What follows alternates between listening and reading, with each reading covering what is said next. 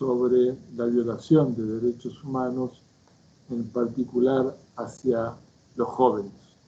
Así que muchas gracias, Liliana, por haber traído este componente fundamental de la contemporaneidad en materia de derechos humanos y violaciones. ¿Quién nos resta por hacer uso de la palabra? Tengo NC, ¿puede ser? Sí, buenas tardes.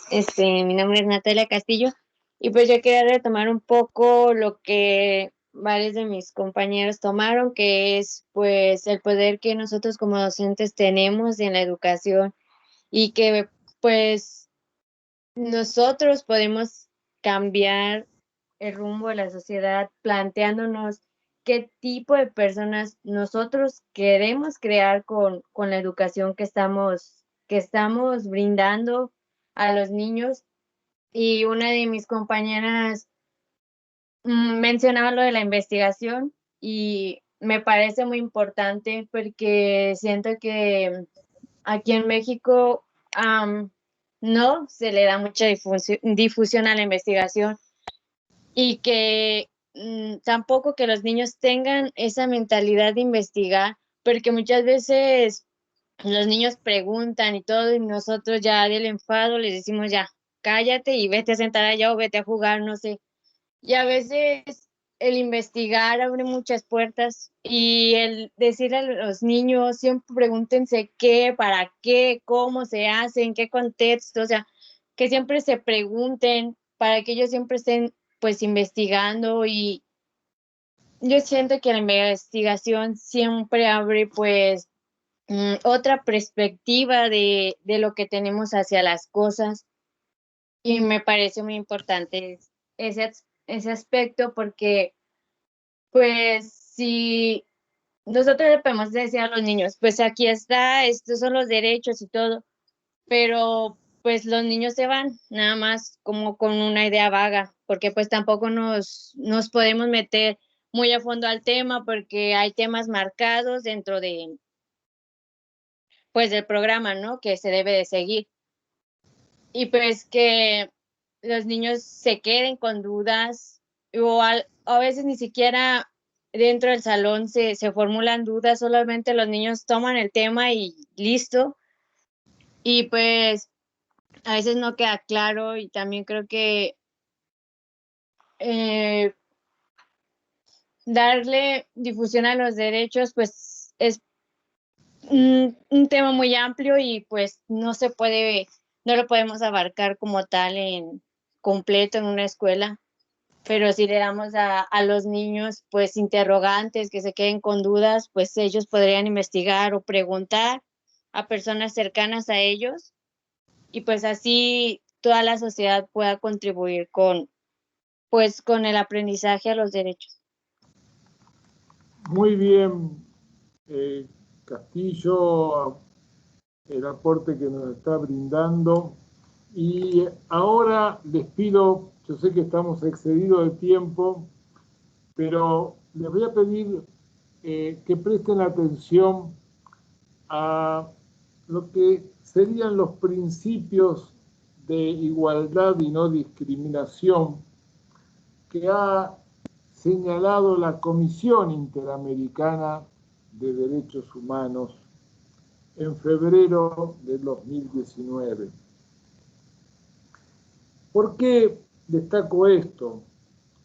Porque la Comisión Interamericana de Derechos Humanos es el órgano que nace a partir de la Convención Americana de Derechos Humanos y tiene la facultad de recibir denuncias y también tiene la facultad de investigar en terreno y tiene la facultad de exigirle a los estados explicaciones sobre denuncias de violación de derechos humanos y tiene la facultad de elevar a la Corte Interamericana de Derechos Humanos aquellas denuncias que considera que deben ser profundizadas en su investigación y merecen que la Corte investigue para sancionar penalmente al Estado que es responsable de la violación que se investiga. Esta es la diferencia con el sistema de Naciones Unidas. Y aquí tenemos un sistema que tiene capacidad de investigación y penalización, dictando sentencia la Corte Interamericana de Derechos Humanos y el paso intermedio a través de la Comisión Interamericana de Derechos Humanos. En el tema de igualdad y no discriminación, hay un documento que está dentro de la bibliografía, pero que me parece importante que ustedes tengan en cuenta que cuando se sancionó este documento hace poco, febrero 2019, el principio básico de la igualdad es que la igualdad transcurre entre la formalidad y la igualdad material. Es decir, la igualdad formal es aquella que nos dice todos tienen iguales derechos, pero la igualdad material es que luego se puede constatar que por distintas situaciones, algunas vamos a describirlas ahora, no se materializa esa igualdad. Por lo tanto, la igualdad es una conquista de los derechos. Y la discriminación, la Comisión Interamericana de Derechos Humanos la categoriza en 3 niveles que sirven de organización y de análisis. Habla de la discriminación estructural, de la discriminación indirecta, y yo quiero que ustedes vayan pensando en situaciones concretas, vayan tomando notas si lo quieren. Discriminación estructural, discriminación indirecta y discriminación múltiple o intersectorial. Y luego, a las obligaciones de los estados, les dice proteger los grupos más expuestos a la vulneración de sus derechos. Y allí define 8 grupos como prioritarios para que el Estado se obligue a proteger sus derechos. Los voy a nombrar y les pido que tomen nota porque les voy a proponer un trabajo en el foro teniendo en cuenta estos grupos.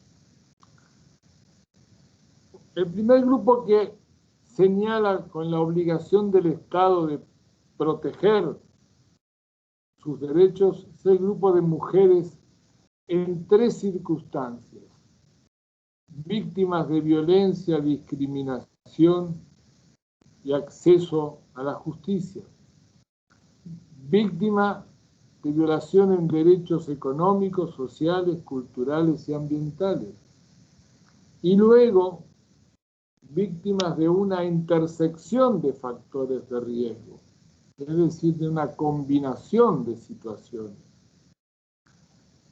Segundo grupo es la discriminación racial o étnica, incluyendo los pueblos indígenas y tribales o los afrodescendientes.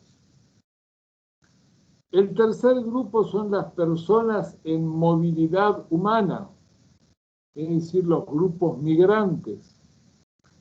Y se destacan 3 situaciones de las que son víctimas de violación de derechos: la violencia, la criminalización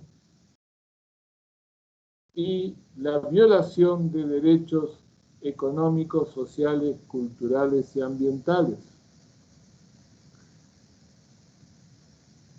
El cuarto grupo son los niños, niñas y adolescentes, particularmente de los sectores pobres y de exclusión social, en donde son víctimas de una intersección de factores de riesgo.